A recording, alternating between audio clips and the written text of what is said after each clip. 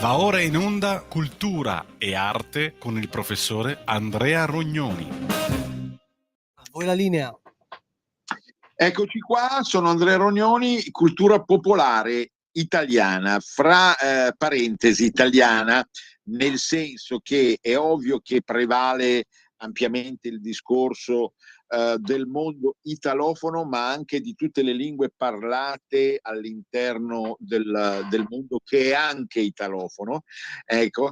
Poi però la cultura popolare in realtà è più vasta, perché rivolta al passato, tradizioni, costumi di ogni tipo e di ogni genere, rivolta al presente anche non senza ironia, mondo popolare, anche la musica leggera, per esempio, o il mondo dello spettacolo. Oggi ne parleremo verso la fine della trasmissione, ma subito, fin dall'inizio, è l'intervista che io per la quale ci tengo moltissimo, a Brian Sciretti. Noi l'abbiamo già avuto come ospite una volta. Personalmente, non lo nascondo, ho una grande ammirazione per questo giovane studioso, perché lui ha davvero una conoscenza in campo linguistico, oltre che tutta una serie di interessi che adesso sarebbe troppo lungo descrivere, quindi c'è anche, come per me, un fondo di eclettismo che Cicerone, l'antico scrittore latino, esaltava. Hoc animal multiples quem vocamus hominem, no? Sì, siamo fatti così, non siamo a compartimenti stagni. Brian si interessa di tantissime cose, sempre con grande illuminazione. Penso che tra queste le più interessanti siano proprio quelle che riguardano la linguistica e la dialettologia. Poi c'è tutto quel versante Wikimedia, Wikipedia, di cui abbiamo già parlato, che ormai ci torneremo nel corso della trasmissione. Oggi vorrei parlare con Brian di una questione che questa radio ha già affrontato in passato, anche in altre trasmissioni come Lingue e Dialetti, condotta da Giovanni Polli. Anche se l'argomento era un pochino più forte, quasi al fulmicotone, durante gli anni 90, poi c'è stato un annebbiamento, ma è giusto ritirarlo fuori, perché al di là di aspetti fideistici che non ci interessano direttamente oggi, però è ovvio che all'interno della liturgia cristiana ci si chiede perché non si possa praticare anche in termini linguistici una messa non solo in latino, come vorrebbe la tradizione, no? Un po' integralista, usiamo questo termine, non con cattiveria, ma anche, perché no, oltre che in italiano, nella lingua locale di ogni zona del mondo, quindi non solo d'Italia. Allora, sentiamo subito cosa ne pensa Brian di questa questione. Hai scritto anche qualcosa, no? Sì, un video ho fatto sul mio canale Lingue d'Italia, ed è tutto partito, come dicevo anche lì, dal fatto che sono stato il 2 novembre, ad una messa che viene organizzata tradizionalmente in suffragio dei morti dall'antica credenza di Sant'Ambrogio, che è una delle migliori associazioni dialettali che abbiamo qui a Milano, una delle più attive, una delle più dinamiche, una anche delle più scientifiche, direi. Organizzano tipo 100 eventi l'anno, che per un'associazione non è affatto poco. E loro hanno organizzato questa messa in suffragio dei defunti, con canti e letture in milanese. I canti, tra l'altro, sono quelli di Don Stefano Varnavà, scomparso 15 anni fa, mi pare, veramente molto belli, e tradotti in larga parte da Attilio Boggiali, poeta milanese, molto noto proprio per le sue attività sia nei riguardi dell'educazione dei bambini, sia del canto religioso. Quello che appunto non era in milanese, ma in italiano, era tutta la parte che c'è scritta nel messale. Il sacerdote ha scelto di fare la sua omelia in italiano, ma questo in teoria, a quanto mi risulta, non è obbligatorio, ma sta di fatto che qualunque cosa che è scritta sul messale va letta da lì, per come è scritta.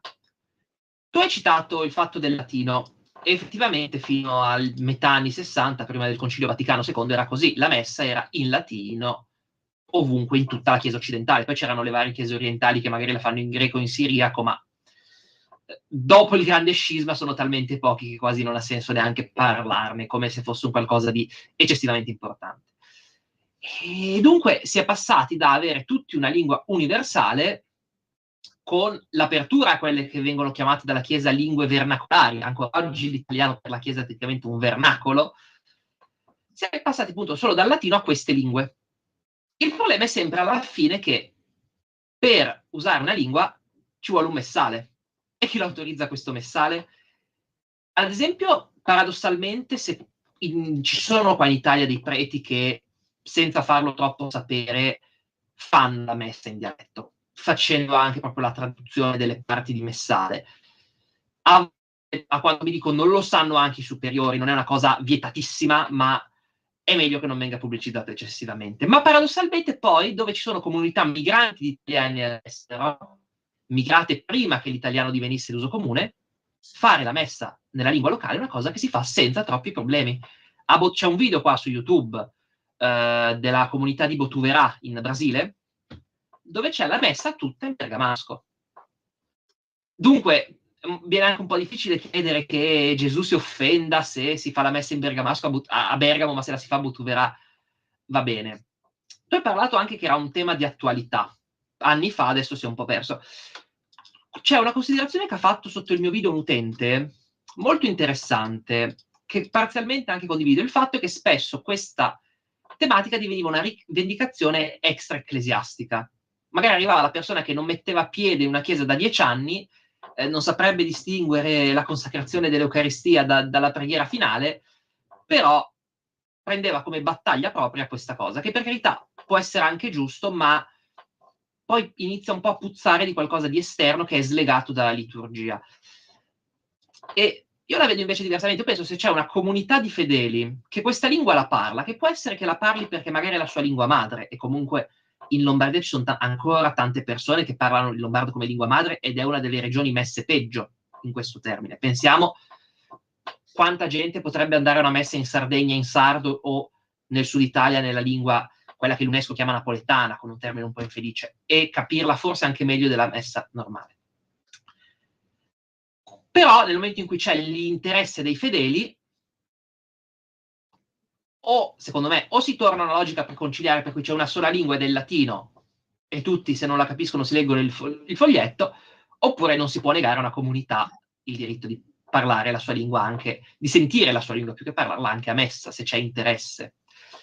E noi adesso stiamo parlando di lingue che lo Stato italiano non ha riconosciuto, ma la stessa cosa è capitata con il friulano, riconosciutissimo dallo Stato italiano, a cui la CEI ha negato l'uso della lingua. E secondo quelli che erano i rapporti interni sorti, è stata una decisione in larga parte rigettata dai vescovi dell'Italia peninsulare, con invece l'ok dei vescovi dell'Italia del Nord, che erano a favore di questo messale in friulano. È una cosa che va riconosciuta molto, secondo me, a questo movimento della messa in friulano, che si chiama, aspettate che ve lo dico subito perché non mi... Glesie Furlane, che è un movimento che esiste da più di 50 anni, quando ancora il friulano non era riconosciuto dallo Stato italiano. Quindi, a differenza di tanti friulanofoni attivisti per il friulano o il sardo di oggi, che quasi si bullano del fatto che lo Stato italiano riconosca loro e non riconosca gli altri, loro hanno ben presente il tempo in cui loro non erano riconosciuti dallo Stato e lo fanno notare, dicendo proprio esplicitamente che la Chiesa non dovrebbe piegarsi a logiche da Stato che poi possono risultare anche discriminatorie. Certamente ci sono anche tante difficoltà, perché se io adesso andassi da Delpini e gli dicessi noi vorremmo fare un messale lombardo, magari non mi dice di no, anche perché probabilmente da quanto sappiamo ha votato sia quello friulano, però ci sono certamente delle difficoltà, chiaramente non si possono negare. Mi stavano raccontando che per l'Esperanto loro hanno avuto il messale perché si celebrava la messa durante i convegni internazionali e sarebbe stato ridicolo celebrarla in un'altra lingua. Ci sono voluti decenni. Nel nostro caso penso ci possa voler meno, perché comunque, specie per le lingue del nord Italia, ad averle portate avanti sono stati soprattutto i preti negli anni. Per il lombardo, secondo me, uno dei dizionari più belli che abbiamo è l'Angelini, che è stato scritto da un sacerdote e ha sezioni intere di teologia.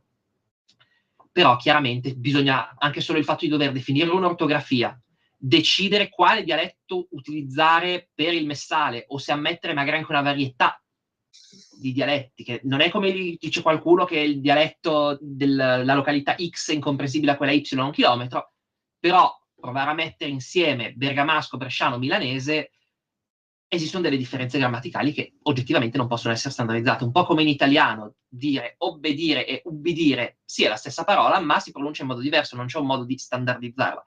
Quindi ci sono sicuramente delle difficoltà, è un qualcosa che va fatto con impegno, non è quasi neanche bello che lo faccia appunto il sacerdote lì nel retrobottega, che magari fa anche degli errori non da poco. E adesso poi così concludo, vi lascio un attimo la parola. C'è anche da dire che qualcuno dice, ma correttamente, perché qualcuno secondo me la vede anche così, che c'è il rischio che tali eventi poi vengano visti non in ottica di fede, ma in ottica di nobilitare la lingua, che non è il compito principale della Chiesa. E secondo me però il fatto proprio di essere così restrittivi rende questi eventi un qualcosa di quasi mistico, segreto. Poi chiaramente al giorno d'oggi le chiese sono sempre più vuote, se il prete vede che facendo la messa col canto in milanese gli riempi la parrocchia è molto contento, questo oltre ogni dubbio. Però se noi dicessimo, va bene, ok, approviamo il messale lombardo, il messale piemontese, il messale veneto, è abbastanza ovvio che a fare effettivamente la messa in milanese, in veneto, o ops, è andato via Andrea. Dicevo, è abbastanza ovvio che... Guardi, provo a ricollegarlo. Mandiamo un attimo un jingle, un minuto e lo richiamo, ok? Ok.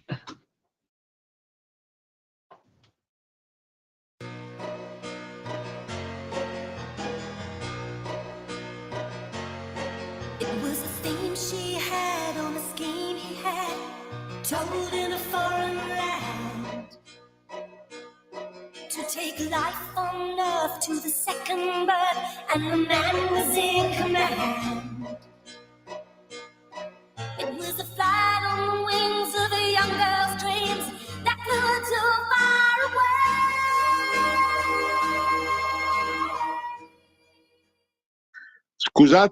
Scusate, c'è stato un piccolo blackout. Allora, riprendi il discorso, Brian, per favore, scusa. Prego. A che punto eravamo arrivati prima che cadesse la linea? No, sulla querella interna alla Chiesa, no? Del fatto di riuscire a impostare una messa libera che accetti il discorso della lingua locale, no? Avevi impostato... Sì, no, appunto, dicevo, sicuramente va fatto in un modo scientifico e lì devono essere anche eventualmente associazioni e personalità che si muovono, perché non è che può essere la curia che di suo lo fa spontaneamente, non avrebbe le competenze. Ognuno il suo. Ufele fa il tomeste, per dirla alla milanese. Certo.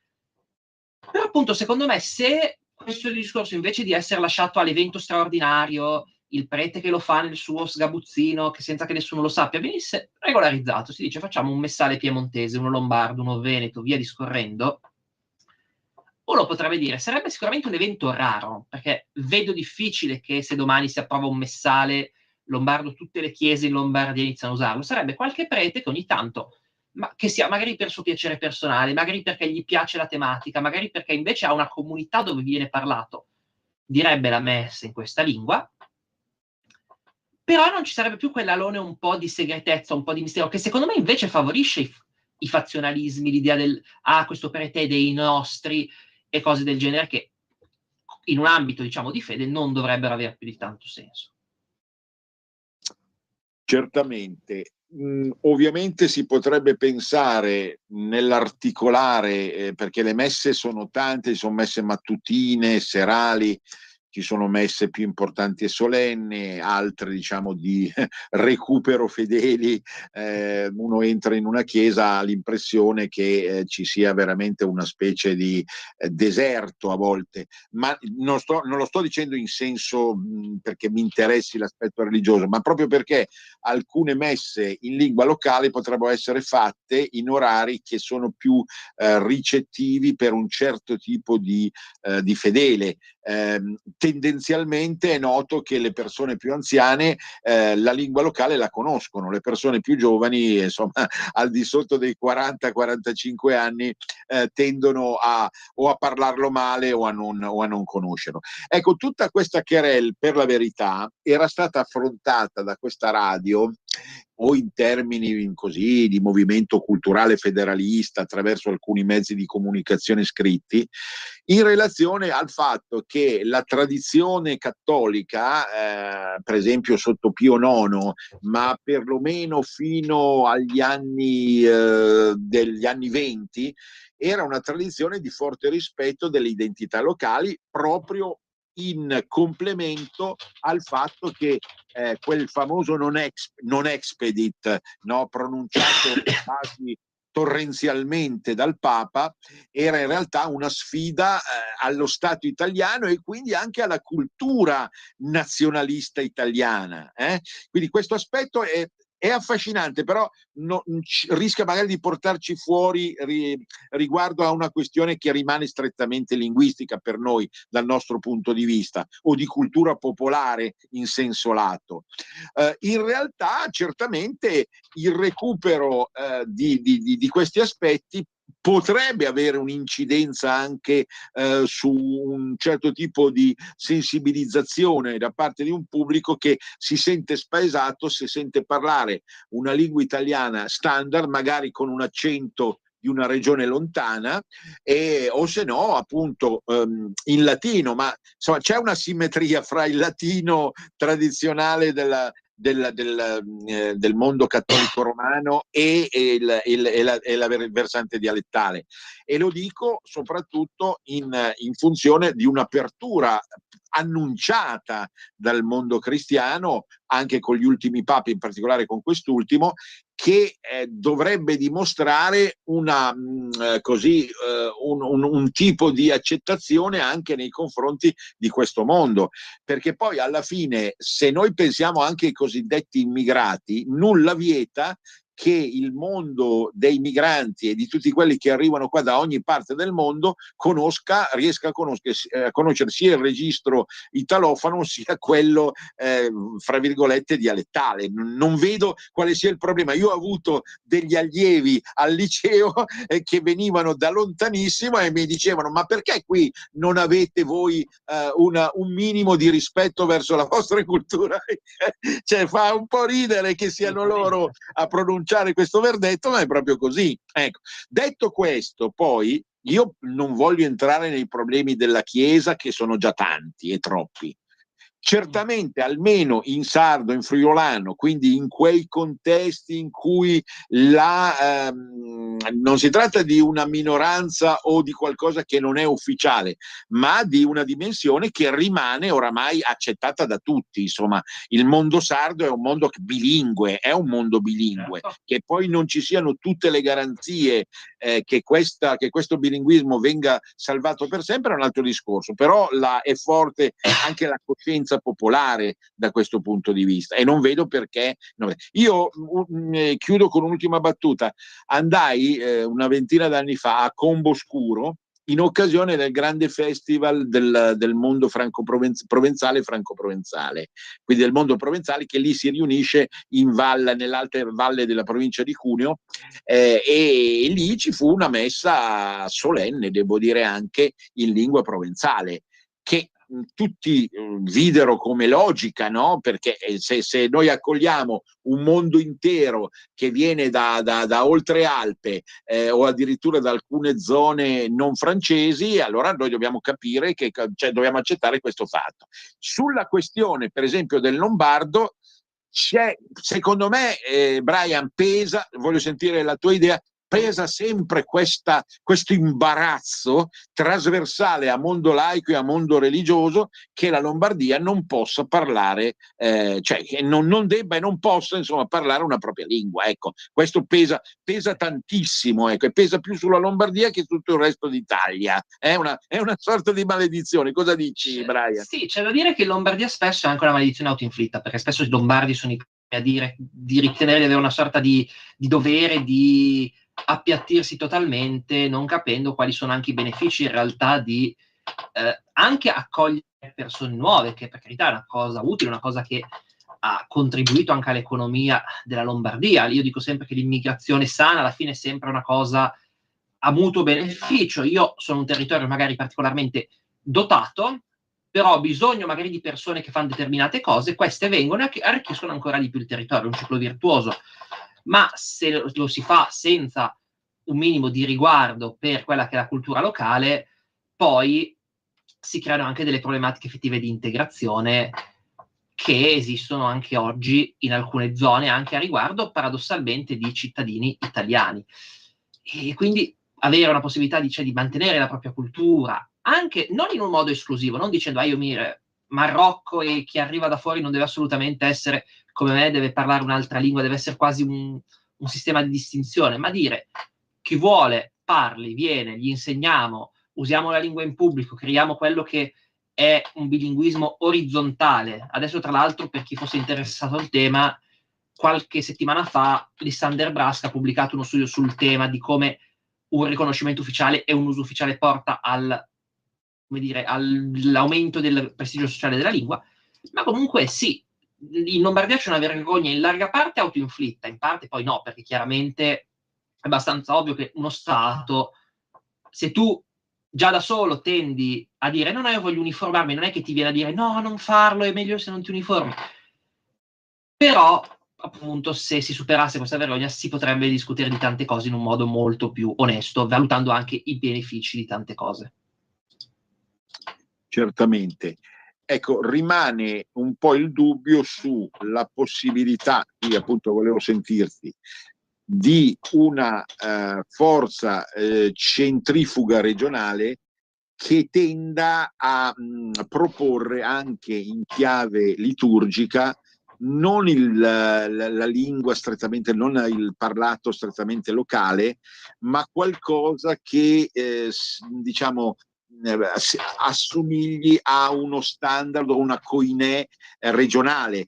Forse, certo, scientificamente più difficile e più complessa come faccenda, sicuramente, però volevo sentire la tua idea su questo, perché poi in realtà, per esempio, tutta la Lombardia occidentale, no, la cosiddetta Insubria, ha una minima differenza fra i registri dialettali, e quindi per esempio un'informazione sul milanese, tenuto conto che c'era una diocesi ambrosiana che arriva nel Canton Ticino, ecco, capisci Brian, come la vedi tu? Allora, lì si potrebbe fare una puntata, ma anche con altre figure proprio professionali che studiano il tema.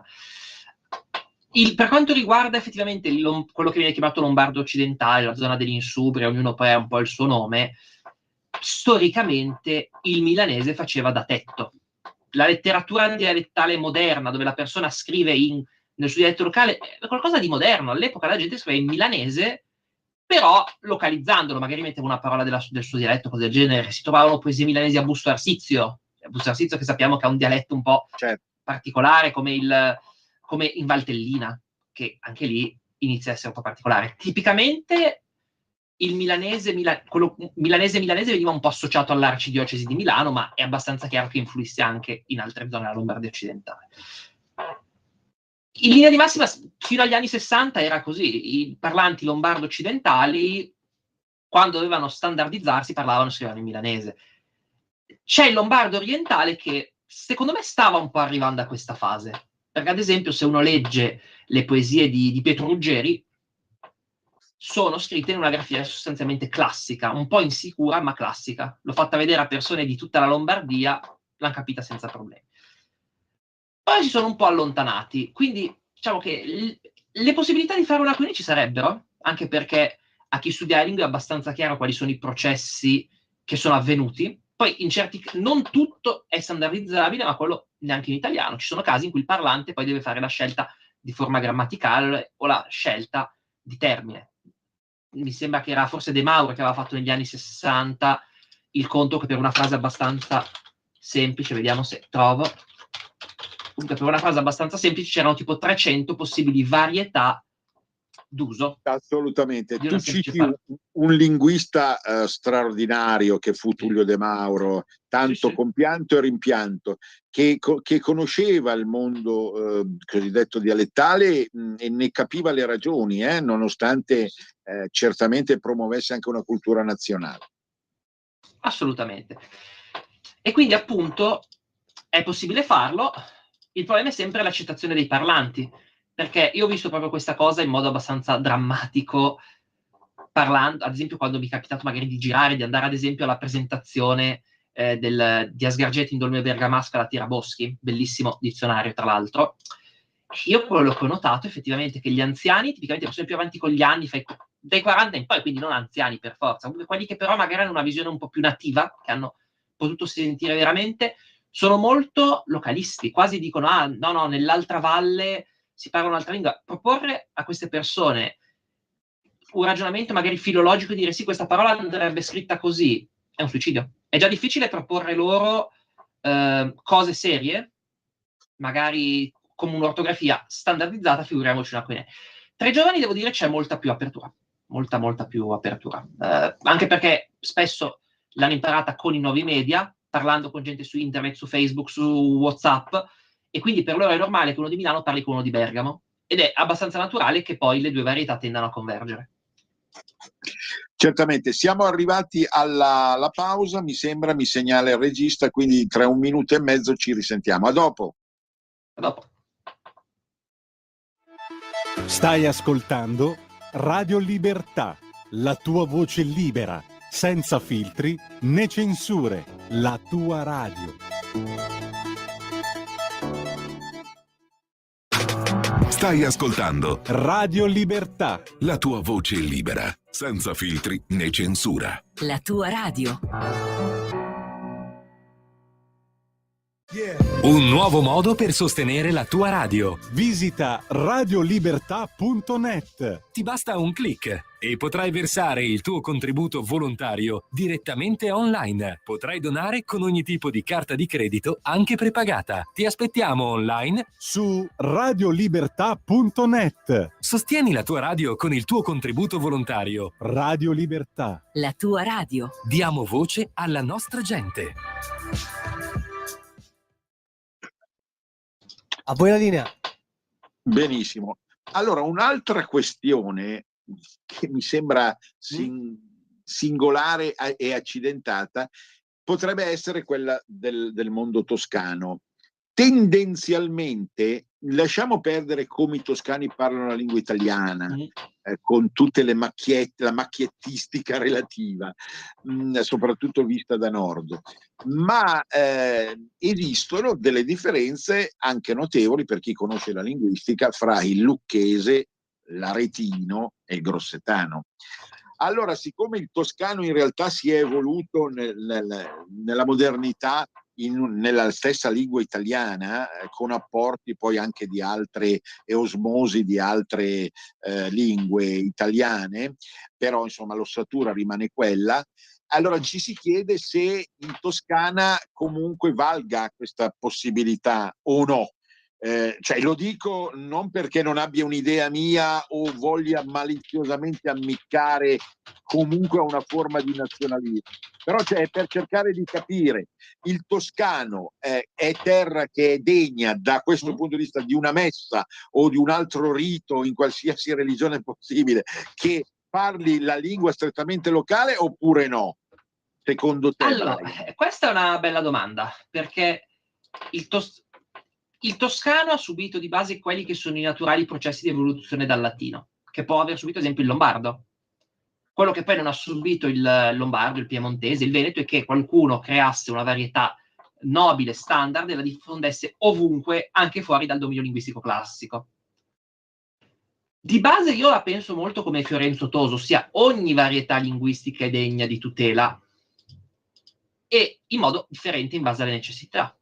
Ovviamente, guardando proprio all'Italia, quelli che ad esempio per ovvie ragioni storiche avranno sempre di una tutela maggiore e differente sono quelli in provincia di Bolzano.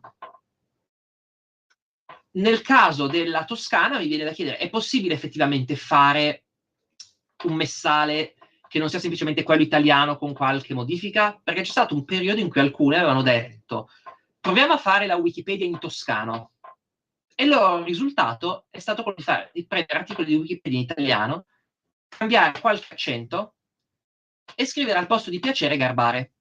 Quindi alla fine hanno prodotto semplicemente una varianza di un testo in italiano. Un testo in italiano regionale toscano alla fine. Certo. E quindi mi viene, di base Ovviamente uno non può fare una messa in lombardo, perché se prende il messale italiano e lo leggesse non può realisticamente leggerlo in lombardo, però probabilmente per il toscano potrebbe realisticamente leggere quel testo in toscano, magari con delle preferenze che lui non avrebbe, perché chiaramente l'italiano di un messale è un italiano abbastanza elevato, un registro alto, non è il classico registro del vernacoliere. Però potenzialmente appunto potrebbe farlo in questo altro modo. Tra l'altro il vernacoliere è proprio un po' l'esempio di quello che dicevo del fatto dell'evoluzione naturale. Lo vendono nelle edicole di tutta Italia perché tutti lo capiscono. Quindi ha un po' il tono locale, perché chiaramente in vernacolo mi pare di Livorno. Quindi, sì. Però tutti lo capiscono. Se uno vendesse invece il Gazzettino della Val Camonica a Napoli, certo. Buona fortuna! Certo, specialmente siccome il vernacoliere lo conosciamo tutti, poi io ho frequentato molto la Versilia ma anche Tirrenia, è un po' piccantino come scelta di vocaboli.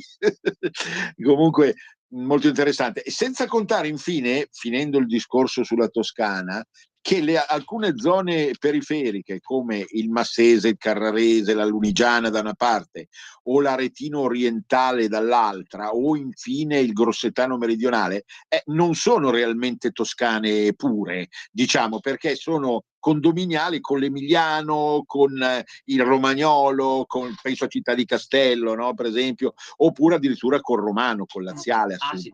Sul tema dei confini lì poi c'è questo fatto che noi siamo abituati a pensare alle lingue come dei blocchi discreti. Finisce il francese, inizia l'italiano, ma sono in una situazione di continuum. Chiaro, dove c'è una barriera naturale come può essere l'Appennino, l'Alpe, si inizia a notare abbastanza palesemente questa barriera. Però comunque è una situazione abbastanza di continuum. Quindi sì, però anche lì di media ci si capisce. Poi ci sono alcuni dialetti di cui proprio si discute la classificazione, si vede la Lunigiana, c'è chi dice che è un dialetto emiliano, c'è chi dice che è un dialetto gallo-italico ma non emiliano, c'è chi dice che è un dialetto invece italo-toscano con forti influenze emiliane. Sì. Sta sempre un po' poi a chi sente. Poi c'è da dire anche il romanesco tipicamente viene associato comunque a un dialetto semi-toscano, potremmo dire, di influenza toscana, perché dicono di solito che si parlava un dialetto meridionale che sia molto toscanizzato col tempo. Certamente, io ricordo che c'è stato qualcuno negli anni 90 che ha proposto la nascita di una regione chiamata Lunezia, che comprendeva la provincia di La Spezia e la provincia di Massa Carrara. Ecco, che quindi non sono né realmente toscane, né realmente emiliane, né realmente liguri. È qualcosa di... e quindi se uno, per esempio, appunto anche alla Spezia sente lo spezzino ruspante, di una battuta un po' radiofonica, ruspante, mi perdoni, perdonami Brian, ma ha la sensazione di qualcosa appunto che non ha niente, che ha poco a che fare col genovese, ha veramente poco. Comunque, ecco, puntini. Non sono esperto di dialetti liguri, quindi saprei. Ma io mi meraviglio che tu non sia esperto di qualcosa, perché sei veramente una summa rinascimentale, Brian. Ecco, adesso mi fermo qui. Però questa è una questione. Un'altra questione, abbiamo ancora una decina di minuti, sì. Poi io devo finire in solitudine. Allora, un'altra questione potrebbe essere quella dell'intreccio, entriamo un po' in una dinamica interna alla liturgia, dell'intreccio con la prassi. Per esempio il famoso segnale della pace, il famoso abbraccio no, insomma, ma la stretta di mano è qualcosa che configurata in italiano può avere un certo senso, configurata in lingua dialettale per alcune sfumature, per l'uso del termine dialettale relativo a pace o a tranquillità o a serenità, ne può avere un altro. Ecco, allora forse la Chiesa teme che ci sia proprio un travisamento del senso profondo, partendo poi dal fatto che appunto già la traduzione dal latino all'italiano è stata una scommessa un patto col diavolo, ma veramente un patto col diavolo. Se poi ci aggiungiamo, scusa, finisco, la questione del Padre Nostro, che ha cambiato alcuni termini, no? Che entrano proprio nel quindi questo mutamento riguarda il contenuto di certe questioni del rapporto fra noi e diciamo l'altissimo, fra virgolette, per chi ci crede, no? Già c'è stato c'è stato uno slittamento di questo significato. Non so come la vedi tu. No, allora, si va al discorso un po' di prima sul fatto del latino contro le altre lingue. Se uno vuole questa universalità, questa chiarezza, deve per forza usare una lingua che nei fatti al giorno d'oggi è quasi solo liturgica, perché il latino oggi, come produzione di testi moderni, è solo testi ecclesiastici. La Santa Sede è quasi l'unica cosa che scrive in latino. Quando si entra invece nel campo delle lingue d'uso moderno, per forza di cose si deve un po' scendere a compromessi. Come anche, appunto, tu hai citato il caso del Padre Nostro, che è stato tradotto in una maniera che tanti hanno poi criticato, ma anche facendo un paragone proprio uno a uno col credo niceno-costantinopolitano, si vede come alle volte l'italiano sembra quasi meno ricco, sembra quasi semplificato. Certo. Esiste sicuramente un punto in cui si arriva ad una semplificazione linguistica tale che una liturgia non può esistere. C'è una lingua artificiale, ad esempio, che ha creato una linguista canadese, il Tokipona, che usa tipo 200 parole. Chiaramente fare una liturgia del genere è impossibile in una lingua del genere. Nel caso delle lingue d'Italia, comunque, considerando che sono quasi tutte neolatine, secondo me dovrebbe essere abbastanza possibile. Chiaramente è qualcosa che andrebbe mano nella mano con la creazione di un registro alto, se già non esiste, ma nella stragrande maggioranza dei casi esiste, si tratta solo un po' di riscoprirlo, magari di andare un po' indietro e vedere, anche perché comunque non mi ricordo da quant'è che sono ammesse le omelie nella lingua vernacolare, ma decisamente da più tempo rispetto al concilio. E dunque, comunque, anche i preti avranno avuto necessità, in un'epoca in cui l'unico modo di far capire alle persone le cose era fargliele capire nella loro lingua, di fargli capire cose importanti. Tra l'altro, a tema, c'è una cosa interessante nel dizionario di Guerino Brozzoni che vi dicevo, il fatto che lui raccontasse come lui, ai suoi tempi si usava il catechismo di San Pio X, in italiano col formato domanda-risposta. E non è che ci capissero granché, perché ovviamente era in italiano, usava tutti questi terminoni che loro non conoscevano. Assolutamente. Tra l'altro, ci sei? Pronto? Sì. Ecco. Mi sentite? No, tra l'altro ricordo mia madre, che è morta centenaria 3 anni fa, che recitava il rosario con un misto maccheronico alla Teofilo Folengo tra latino e italiano. Sì. Una cosa impressionante, no? Che le mie orecchie hanno assimilato, no? Con forte indigestione, ecco, per dire. Ma ancora quando stava alla casa di riposo, lei era religiosissima, da questo punto di vista, tentava un abbozzo di maccheronico. Quindi insomma sono cose curiose che sicuramente i linguisti contemporanei osservano. Ci avviamo qui al termine della nostra interlocuzione di oggi. Ho letto, mi piacerebbe parlare, sono così tanti gli argomenti, perché noi potremmo, Brian, adesso con calma in futuro, anche per questa radio che è sempre stata attenta a questo tema, è chiaro, ma potremmo rivedere un po' l'articolazione delle lingue in Italia, in tutta Italia, da nord a sud, che ultimamente ha subito anche così una serie di ripensamenti e di critiche, ecco, che sui confini, come dici tu, ma anche su altri aspetti morfologici, cioè sono lontani i tempi di Rolfs, che aveva fatto un catalogo preciso delle lingue del sud, ecco, sono lontani. Devo dire, conoscendo io l'Italia tutta, ecco, quindi in maniera abbastanza precisa, forse un po' meno la Sardegna, sono stato 2 volte, ma mi riprometto di tornare. Ecco, sicuramente la situazione attuale è diversa, cioè se Tullio De Mauro potesse post mortem dall'aldilà riscrivere il suo testo, lo riscriverebbe in maniera molto diversa, cioè la storia linguistica d'Italia, no? Dell'Italia, anche dell'Italia contemporanea. Però ecco, su questo ritorneremo. Invece una cosa che riguarda il nord e che tu, sulla quale ti sei cimentato tantissimo in questi ultimi tempi, è il rapporto fra lombardo e emiliano. Perché io ce l'ho adesso in biblioteca, quel Cherubini lì è un fardello che pesa sullo stomaco, no? Lui mi dice Cherubini, mi spiega che dal Canton Ticino o dall'Ossolano fino al Romagnolo si parla lombardo. Un flash. Sì, allora, non mi ricordo se era quale dizionario effettivamente, se era il Cherubini o meno, però c'è effettivamente un dizionario dell'epoca comunque del 1830-1840 che divide quello che noi oggi chiamiamo gallo italico in alto lombardo, ossia il piemontese, e basso lombardo, che lui classificava come italiano e romagnolo. Questa classificazione infatti è stata un po' abbandonata con i tempi di com'è che si chiama? Del Biondelli, è stato lui il primo ad abbandonare quest'idea ha fatto la tripartizione moderna che conosciamo e che qualcuno poi fa in quadripartizione perché separa l'emiliano e il romagnolo.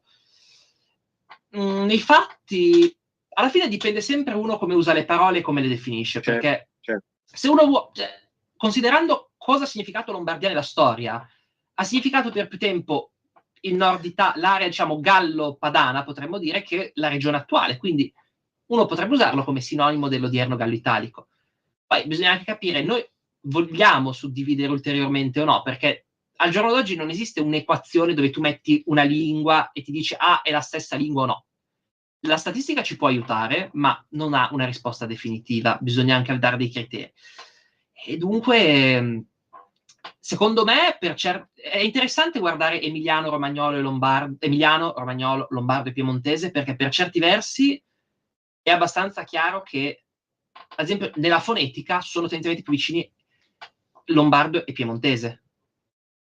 La classica ortografia milanese è quasi interscambiabile con quella del piemontese. Le caratteristiche fonetiche sono molto simili. Per altre cose, invece, è più simile l'emiliano al lombardo. Come vocaboli, per esempio, di media il piemontese è molto separato, ma anche, ad esempio, per fenomeni linguistici. Il classico Vesdrea è condiviso tra lombardo e emiliano, ma non è conosciuto in piemontese, dove usano S anche a minché. O anche la metafonesi, è usata come plurale, molto usato in Lombardia ed Emilia, poco in Piemonte, giusto nelle zone di confine. Assolutamente. E un'ultima questione che sarà la deleghiamo al 2025, questo nodo della scuola. Che cosa si può fare per la scuola? Perché finché la mia visione delle cose è che riguarda, compete soprattutto il problema dell'inserimento di qualche ora scolastica su una serie di contenuti che almeno abbiano a che fare qualcosa anche con la dimensione dialettale, ma è un'annosa questione che appunto va ripresa con calma. Ecco, scuola e chiesa sono queste due grandi istituzioni che in Italia pesano tantissimo e che sembrano un po' una tenaglia rispetto, vero Brian, a quella che è la libertà di esprimersi. Sì, alla fine dipende poi chi trovi, perché a volte trovi la persona che le fa, quando le fa sono dei razzi, quando non fanno sono un po' tenaglia. Certamente. Grazie Brian, grazie di tutto, grazie come al solito. Sei stato chiarissimo e veramente sapendo che tu esisti ed esisterai ancora per molto più tempo di me, penso che il futuro del mondo identitario sia radioso. Grazie, a risentirci. Grazie. Arrivederci. Grazie, alla prossima. Ciao. Alla prossima. Adesso noi andiamo avanti perché abbiamo ancora, come illustrato dal promo, da parlare di due argomenti. Il mondo dello spettacolo a livello di cultura popolare, musicale, artistica o creativa e l'ultimo numero della rivista Terra Insubra. Nel promo voi trovate l'immagine che è passata molto in questi ultimi giorni di Barico abbracciato alla Angelina Jolie. Perché i due si sono ritrovati? Perché Angelina Jolie vuole portare come piece, prima teatrale e poi cinematografica, un pezzo, un racconto di Alessandro Baricco, il noto grande scrittore piemontese, diciamo anche lui caratterizzato da una serie di spunti e di registri diversi, ma tutti interessanti, poi eventualmente criticabili, ne avevamo già parlato ampiamente. E quindi il Senza sangue sarebbe il racconto, si chiama Senza sangue e vuole trasferirlo a livello di fiction, Angelina Jolie. Il fatto qual è? Che Angelina Jolie e Alessandro Baricco stanno vivendo entrambi un'epopea patologica, fisiopatologica, perché la Jolie è stata almeno nel recente passato, diciamo così, colpita da un fenomeno tumorale, diciamo, o vicino a quella realtà, e invece il nostro caro Baricco, protagonista già in passato tra l'altro di numerosi festival, soprattutto quello di Mantova, dove ha sempre ricevuto ovazioni, standing ovation, ebbene purtroppo è colpito da una forma, se non erro, di leucemia, o insomma comunque anche qui di una malattia non facile da debellare. Allora ci si chiede che cosa sta attraversando il mondo dello spettacolo con ricaduta sul mondo della cultura negli ultimi tempi, e quali fenomeni noi possiamo vedere all'interno di esso come culto della personalità, e come si è evoluto il culto della personalità.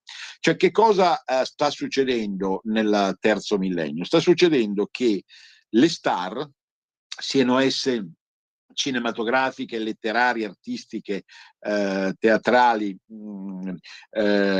o similia, o musicali, vivono la loro realtà anche privata in pubblico. Cioè, una volta nel Novecento cosa succedeva? Succedeva che ciascuno di questi VIP, quando veniva colpito da fatti, situazioni e malattie diciamo che riguardavano la sua persona, se ne stava poi zitto e spariva dalla scena. Questo non succede più, perché probabilmente questi personaggi, ripeto, riguarda anche la letteratura oramai, perché c'è una maggiore osmosi fra arte, letteratura e spettacolo. Questi personaggi, quando vengono devastati da brutte malattie, rendono subito pubblica la propria condizione e vogliono vivere anche fino alla morte, qualora fosse prematura, condividere con gli altri questo fatto. Non so come si possa giudicare, né d'altra parte io mi ergo moralisticamente a giudice. Certo, il mondo è molto cambiato e bisogna rendersene conto. Non so se valutare questo come un atto di sincerità, no? Perché prima il VIP, la star che nascondeva, diciamo, passava un po' per vile, no? Quasi non volesse far sapere, quasi come il suo corpo assieme alla sua anima fossero sante e intoccabili. Adesso, se la valutiamo la cosa dal punto di vista positivo, essi scendono dal piedistallo e accettano appunto di farsi persona qualunque, in un certo senso, e quindi di conseguenza condividere anche la malattia, il dolore, la sofferenza, la solitudine con tutti gli altri comuni mortali. Ma se la vediamo la cosa da un altro punto di vista, non è forse, domanda, non sono convinto, non è forse una forma di più sottile egoismo e narcisismo questa? Non è forse un modo, in qualche modo, di ricevere applausi fino all'ultimo, di restare sul piedistallo? Io muoio, ma muoio contento, come godo, muoio fra gli applausi, la gente mi ama, sento, mentre esalo l'ultimo respiro, sento che battere le mani ancora, bravo Alessandro, brava Angiolina, brava! Cioè, qui potrei fare una lista lunga di persone che sembrerebbero, diciamo, in una situazione molto difficile, che auguriamo a loro si riesca a risolvere, ma non è detto, naturalmente. si tratta di attori, attrici, si tratta di cantanti, si tratta di tantissimi altri personaggi di quel mondo che noi configuriamo, fra virgolette, come popolare. Baricco non è uno scrittore che può definirsi popolare, però il suo successo e le sue trasmissioni televisive, le sue auguriamo a loro battute, si riesca a famosissima quella su Masone, luogo infernale della terra, la località in provincia di Alessandria attraversata dall'autostrada, famosissima, quindi lo hanno reso anche molto vicino, ecco, alla sensibilità del pueblo. E quindi ecco, mi chiedo appunto se non sia una forma ulteriore di individualismo sfrenato, di narcisismo, di godereccia voglia di divinizzazione della persona. Ecco, e mi fermo qui. Peraltro voglio citare due casi che sono emblematici di due personaggi che essendo anche molto giovani non soffrono problemi ancora, e auguriamo loro che non sia mai, ovviamente di tipo fisiopatologico, ma stanno vivendo un'epoca d'oro.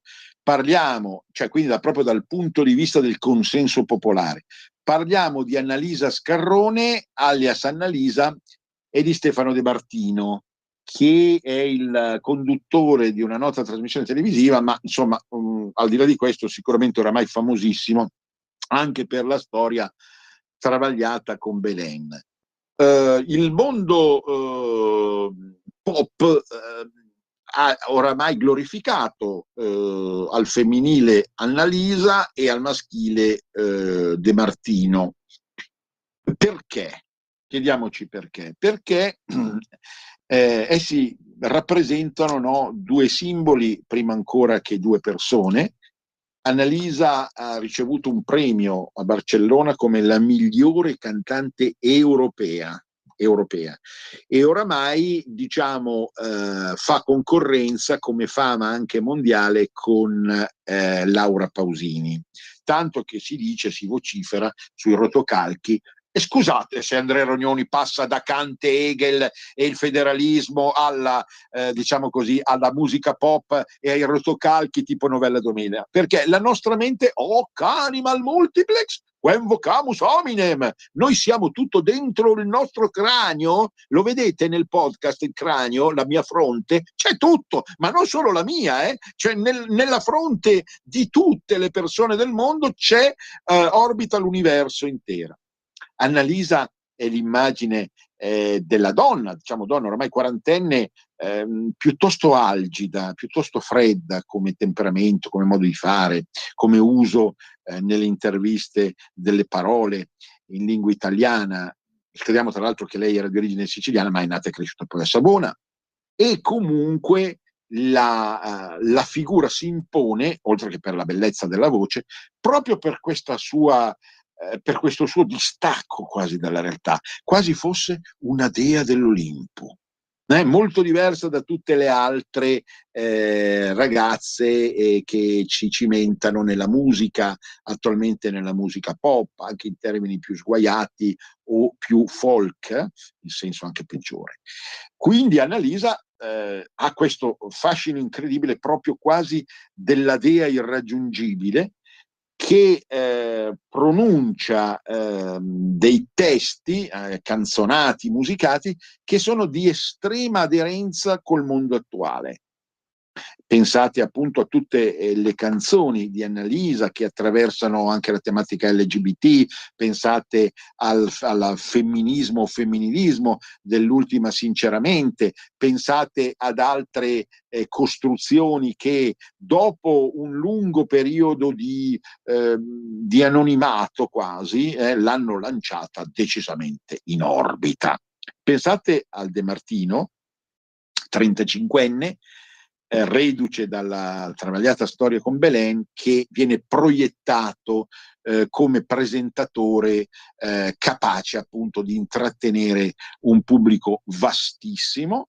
Lui è napoletano, di nascita è cresciuto, l'italiano è un italiano abbastanza standardizzato, ma poi scappano, come a tutti naturalmente, come a me in lombardo, scappano anche delle battute, scappano, si fa per dire amichevolmente, ed è giusto che sia così, delle battute in lingua originaria, ma ancora il fascino di questo giovane, che evidentemente riesce a catturare un certo pubblico di femminile che è stufo dei vecchioni, è stufo di Conti, di Amadeus, dei presentatori di Bonolis. Oh, ma come sono vecchi, dicono le ragazzine, ma come sanno di muffa oramai. Vogliamo De Martino, vogliamo il giovane Gallo che riempie le nostre serate. Ecco il culto della personalità che scatta in maniera decisa e forte nel terzo millennio. Ha dei risvolti diversi da quello del secondo millennio per tantissimi motivi, anche per la ricaduta sui social network, per 10.000 questioni che evidentemente sono più importanti e decisive. Ultima battuta su Terra Insubra, è uscito l'ultimo numero 109, tantissimi gli argomenti, si parla della cultura di Canegrate, si parla di archeologia, si parla di lingua lombarda. Ma il mio contributo è il numero 109 e poi mi andrete su Terra Insubre partendo da Google per abbonarvi. Riguarda il Sacro Monte, il Calvario di Domodossola, e il grande Rosmini lì andò e lì iniziò la sua carriera anche di filosofo federalista. Non perdetevi questo mio articolo, abbonatevi a Terra Insubre, partite da Google e avrete tutti i riferimenti in modo tale di leggere questo e altro, perché la rivista, è vero, confezionata nel più ameno luogo del Varesino, è davvero uno dei regali più belli che il mondo identitario sta facendo alla realtà d'oggi. Allora, io vi ringrazio di avermi seguito, di aver pazientato tanto. Avete sentito la verve di Brian, che riavremo poi nel 2025. Mi raccomando, seguiteci sempre. La prossima volta sabato parleremo di Massimo Fini. Un grande abbraccio a tutti. Venezia risorga Venezia per sempre!